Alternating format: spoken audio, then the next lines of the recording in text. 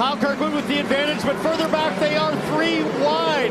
Looked like Marcus Ericsson jamming his way in there. Alexander Rossi with a really nice move in that light blue and yellow Splenda card. That's a huge jump from Rossi driving for ECR. You see a pair of McLarens, a trio of McLarens all lined up there, single file, a little bit of a defensive move there, but so far no incident. Kyle Kirkwood doing exactly what he needed to do off the line there. No incidents between himself and his teammate, he said, as Newgarden has a look up the inside of Dixon, gets that done with a lovely instinctive move on the opening lap. Scott Dixon was looking pretty defensive on that straightaway. Now he gets challenged again, or is challenging again to the outside as Rasmussen made a move on the inside of Kiffin Simpson. Big dive as we see now Newgarden trying to defend against Dixon. He's on those harder tires, not able to mount the attack.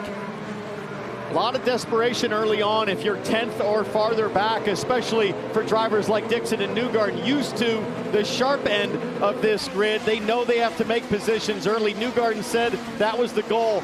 Make passes, be aggressive. There's only one option. Power down out of turn 11, down the long stretch into turn 1. Can he make the move? Can he do what his teammate Scott McLaughlin did just a few corners ago, as now everyone barreling out of pit lane? And these guys with their tires up to temperature, right into the middle of it. McLaughlin's going to get massively held up here by Ericsson as he gets little touch there. Newgarden into the back of Herta. Now McLaughlin down the inside. Teammates side by side into 5. This is not a good passing spot. Oh, Ericsson locks up again. Newgarden now almost spins out, trying to get to the throttle early.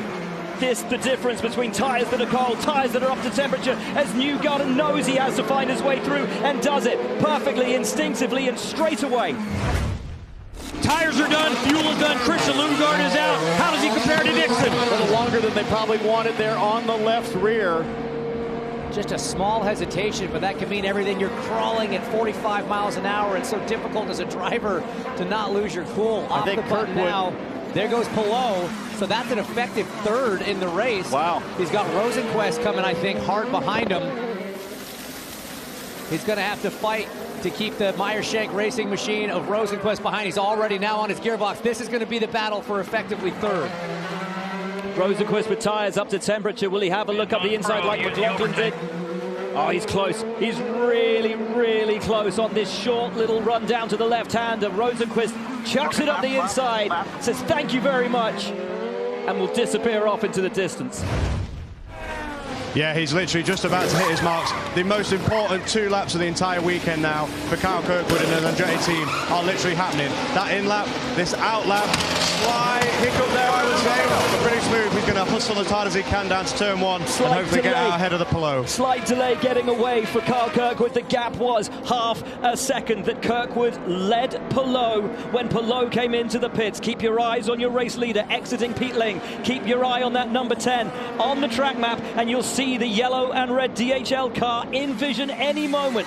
Running down into turn 1. Who will have the lead of this race? Kirkwood exits. There's Palou. But we've seen how long it takes these hard tires to come up to temperature. Palou now through turn 1. He's got the bit between his teeth. Jack talked about the overcut is usually the play here because of this, because it's so narrow. Even if Palou gets to Kirkwood right here, there's really nowhere to get by. Kirkwood has to make sure he doesn't make a mistake right here, exiting turn 5. It looked good. It's the highest pressure situation for a driver. You're leading the race. You've got almost no grip on those cold tires, but you have to push because there's a 3-time champion breathing down your neck. Kirkwood being flawless so far. Can he hold it down into turn 9? Brilliant job through 5 corners with Kyle Kirkwood, not making a single mistake. For the final spot on the podium. Oh boy. Lundgaard love to make it back-to-back podium. Lundgaard looked really, really good coming out of turn 11, but he just doesn't have much push to pass left. Neither does Rosenquist, as it goes to 0. So nothing left to defend with. Here comes Lundgaard. Shaping him up, goes to the inside. Out of line. Inside. Had to do it there, had to get it done, and he executed. Rosie tried to fight it, but just gave him enough room. Heads up driving as both drivers exhausted. Their push to pass on that final attempt there. Kirkwood told me in the lead up to this season how much he had worked on himself, on his body, on his mind over the winter. He was so unhappy not taking home a victory in 2024. He said that was the first thing that he wanted to correct this season. The second was consistency. He has had that for the opening 3 weekends, and here in Long Beach, he has been dominant and crushingly perfect. From pole position to the checkered flag, Kyle Kirkwood wins in Long Beach.